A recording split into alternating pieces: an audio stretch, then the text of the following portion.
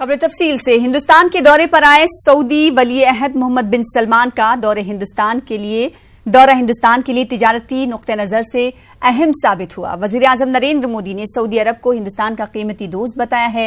वजीर आजम और सऊदी अरब के वली अहद के बीच हुई मुलाकात में हिंदुस्तान के आजमीन हज का कोटा बढ़ाने पर भी दोनों मुल्कों में इत्तफाक राय कायम हुआ। इस मीटिंग में वजीर खारजा सुषमा स्वराज और मरकजी वजीर अखिलती उमूर मुख्तार अब्बास नकवी भी मौजूद रहे।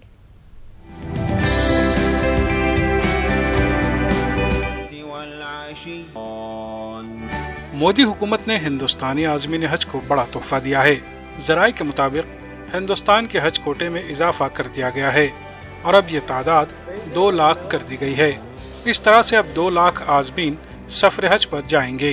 कोटे में इजाफे के बाद सबसे ज्यादा फायदा उन लोगों को होगा जिन्होंने दरख्वास्तें दी थी और उनका नाम कुरान में नहीं आया। सफर हज 2019 के अलावा मुस्तकबिल में भी मुल्क के मुसलमानों को इसका फायदा मिलेगा। ज़राए के मुताबिक वज़ीर आज़म नरेंद्र मोदी की सऊदी अरब के शहजादे और वली अहद मोहम्मद बिन सलमान से मुलाकात में ये फैसला लिया गया है। इस मीटिंग में वज़ीर खारजा सुषमा स्वराज और मरकजी वज़ीर बराए अक़लियती उमूर मुख्तार अब्बास नकवी भी मौजूद थे। हुकूमत की जानिब से इस फैसले के बाद मुसलमानों में खुशी की लहर देखने को मिल रही है। वज़ीर आज़म मोदी का शुक्रिया भी अदा किया जा रहा है। काबिल गौर है कि मुख्तार अब्बास नकवी के अक़लियती उमूर की वजारत में रहते हुए मुसलसल तीसरी बार हज कोटे में इजाफा किया गया है। वाज़ेह है कि मोदी हुकूमत ने हिंदुस्तानी आज़मीन के कोटे में लगातार 2 साल इजाफा कराया था और अब ये तीसरा मौका होगा।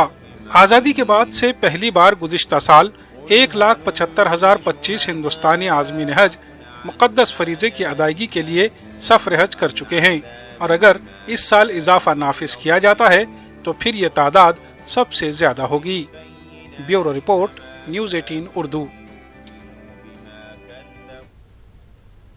कमलनाथ हुकूमत के जरिए मध्य प्रदेश असेंबली में पेश किए गए अबूरी बजट में अक़लियती इदारों को एक बार फिर मायूसी हाथ लगी है। 77,186 करोड़ 30,74,000 के इस अबूरी बजट में अक़लियती फलाह के नाम पर सिर्फ 2.5 करोड़ रुपए मुख्तस किए गए हैं। अबूरी बजट 4 महीने के लिए पेश किया गया है। अगस्त में खास बजट पेश किया जाएगा, लेकिन इस अबूरी बजट में हुकूमत ने अक़लियती इदारों के नाम पर जो रकम मुख्तस की है, इससे अक़लियतें खुश नहीं हैं।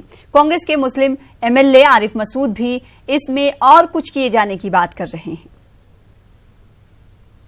बहुत अच्छा है और जो मुख्यमंत्री जी ने जिस तरह की आशय से ये बजट सब मंत्रियों ने रखा है, तो कहीं ना कहीं अभी दोपहर से चर्चा में ऐसा लग रहा है कि बहुत कुछ है।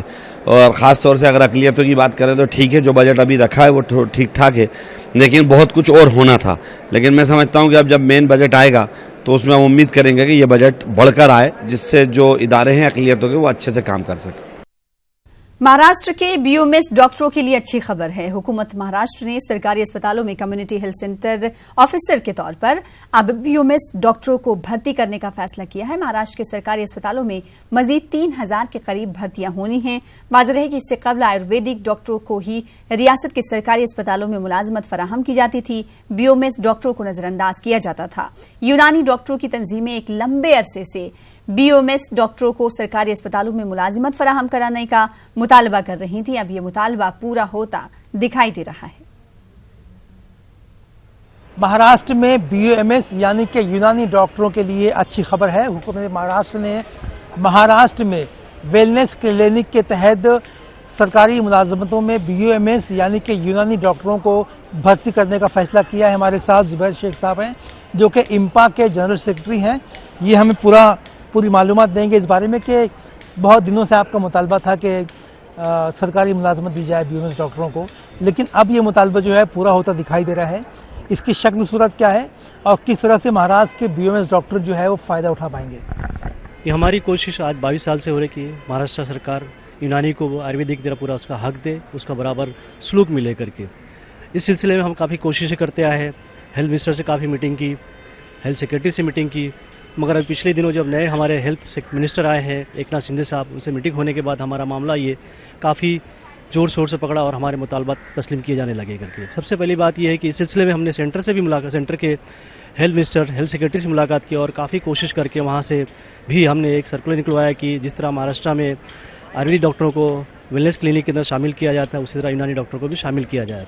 तो वहाँ से भी एक सर्कुलर आया, एक नाथ शिंदे साहब ने भी हमारे लिए काफ़ी कोशिश की और नेशनल हेल्थ मिशन ने एक सर्कुलर जारी एडवर्टाइजमेंट निकाली है और उसमें 12,451 पोस्ट निकाली है। इसमें इसमें 21 अजला के लिए ये पोस्ट निकाली है और उसके अलावा और बाकी 15 अजला की भी पोस्ट निकाली जाएगी, उसमें भी यूनानी डॉक्टर को शामिल किया जाएगा। मैं डॉक्टरों से अपील करता हूँ कि इस पोस्ट का फ़ायदा उठाते हुए इस जॉब के अंदर फॉर्म भरें और नौकरी करें। और सवाल एक ये पैदा हो रहा है कि मतलब क्या ये पोस्ट जो है वो सिर्फ और सिर्फ आयुर्वेदिक दवाखानों में होगी कि मतलब जनरल हॉस्पिटल जो सरकारी उसमें भी हो पाएगी?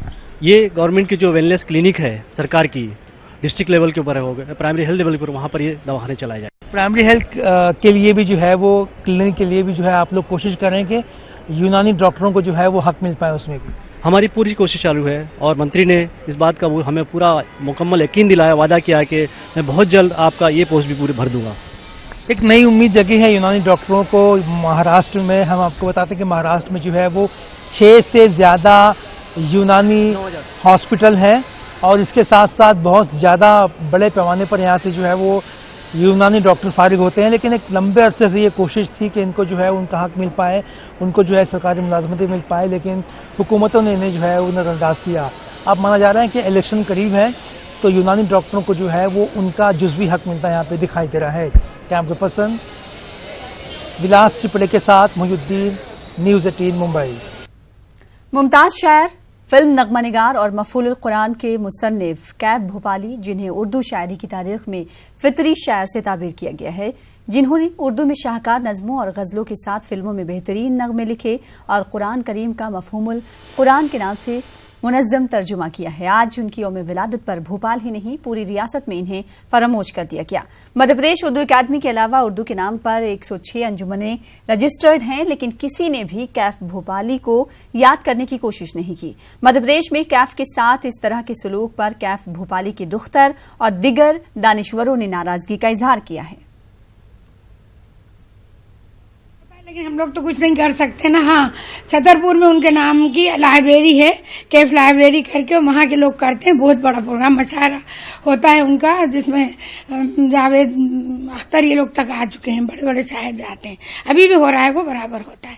पहले मैं जाया करती थी लेकिन अब नहीं जाती। वहाँ होता है हर साल, बहुत बड़े पैमाने पे करते हैं वो लोग। पहले जमाने में बार्टर होता था, बार्टर आगे कि मैंने आपको गेहूं दे दिया, आपने मुझे नमक दे दिया आगे, तो खाली आप उनको बनाएं, वो आपको बनाएं। अगर ये चलता रहा, इसलिए हो रहा है सारा, तो इंतहाई बदनसीबी की बात है।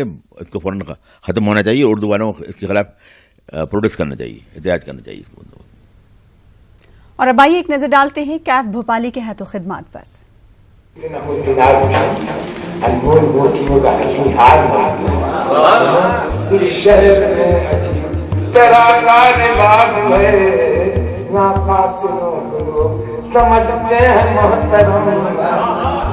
ख्वाजा मोहम्मद इदरीस यानी कैफ भोपाली की पैदाइश 20 फरवरी 1917 को भोपाल में हुई और इंतकाल भी शहर गजल यानी भोपाल में 24 जुलाई 1991 को हुआ। कैफ भोपाली के अजदाद कश्मीर से लखनऊ और फिर अहद शाहजहानी में लखनऊ से भोपाल आए। कैफ भोपाली को शायरी का फन विरासत में मिला था, लेकिन नहीं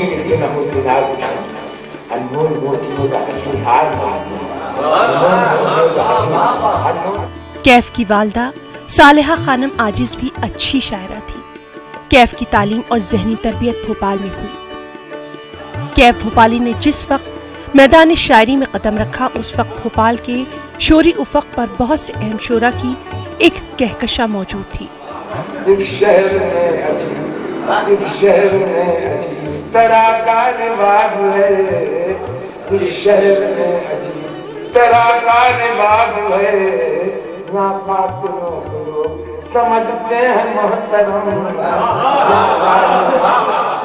लेकिन कैफ भोपाली ने इन सब से अलग अपने मुनफरिद लबो लहजे से उर्दू शायरी में अपनी अलग शिनाख्त कायम की और शायर फितरत कहलाए।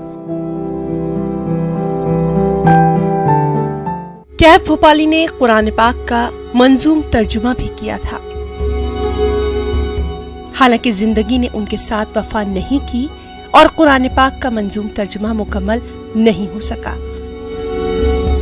कैफ भोपाली ने मफहूमुल कुरान के नाम से जो 16 सिपारे मंजूम किए थे, वही भोपाल, हैदराबाद, बनारस और दुबई से शाये होकर मंजर आम पर आए।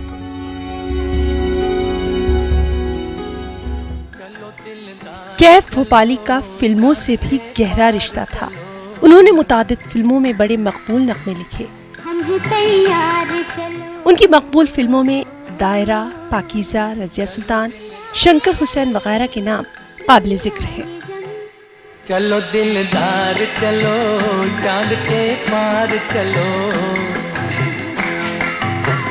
हम भी तैयार चलो।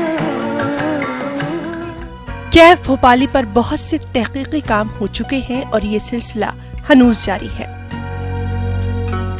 कैफ भोपाली की किताबों में शोलाए हर्फ, कुए बता, आहंग कैफ, हिना हिना, मफहूमुल कुरान, चांद के पार के अलावा हुकूमत नामा, हुसैन डे, इंदिरा नामा, राजीव गांधी नामा के नाम से किताबचा भी शामिल है। Bureau report, news 18 Urdu.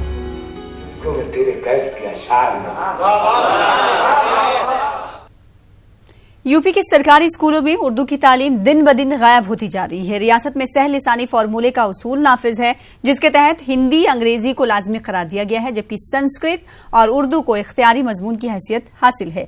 यानी हिंदी और अंग्रेजी मज़ामीन के साथ उर्दू या संस्कृत मजमून मुंतखब किया जा सकता है। संस्कृत की तालीम तो बाकायदा जारी है, लेकिन उर्दू की तालीम रफ्ता रफ्ता खत्म होती जा रही है। देखिए इलाहाबाद से मुश्ताक आमिर की खास रिपोर्ट।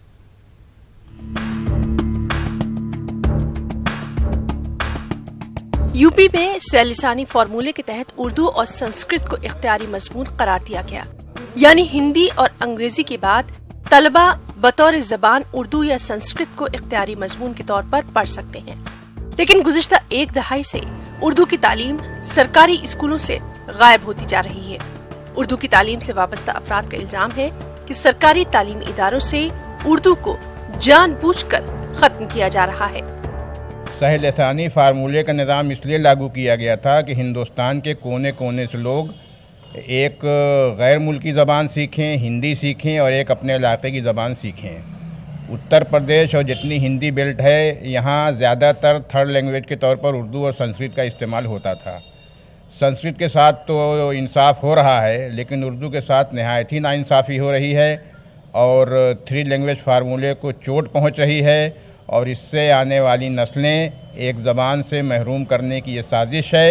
सह लिसानी फार्मूले का उसूल तमाम सरकारी और तस्लीम शुदा तालीमी इदारों में नाफिज है, लेकिन अमली तौर पर रियासत के बेशतर स्कूलों से उर्दू मजमून तकरीबन खत्म हो गया है। जिन अक़लियती इदारों में उर्दू की तालीम दी जाती है, वहाँ भी निसाब के मुतालिक उर्दू की किताबें फराहम नहीं की गई हैं। तालीमी इदारों के जिम्मेदारान का कहना है कि उर्दू किताबों का मुतालबा आला अफसरान से लगातार किया जाता रहा है और उसमें कभी कभी कुछ फ़ायदे मिल भी जाते हैं।